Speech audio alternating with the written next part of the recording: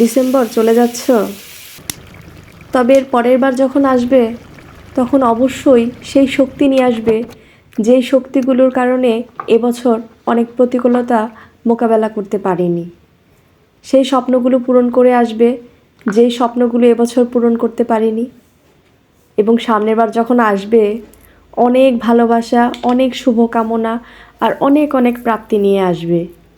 এই আকাঙ্ক্ষা তোমার কাছে রইল। আসবে কিন্তু ডিসেম্বর আবার।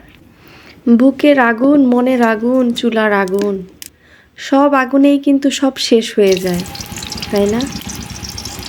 সব তরকারিতে লাগে পেঁয়াজ, পেঁয়াজের সাথে আলু, সব মাছের তরকারি আলু, আলু সব জায়গায় দেওয়া যায়। কথার মধ্যেও মানুষ একটু আলু দিয়ে দেয়, তরকারির মধ্যে তো দেয়, কথার মধ্যেও একটু আলু দিয়ে দেয়।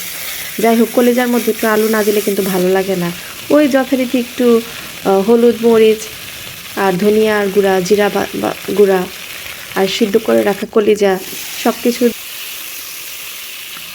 সমান পরিমাণের আদা, রসুন, জিরা, কাঁচা জিরা, লবঙ্গ, এলাচ, দারচিনি বাটা মশলা দিয়ে রান্না করলাম আজকের কলিজা। যাই হোক, বছর তো শেষ হয়ে গেছে, মজা করে একটু খেয়ে নিলাম। তবে কোন উপকরণটি দিয়েও তার নাম উল্লেখ করিনি, তার নাম জানাবেন কমেন্টসে।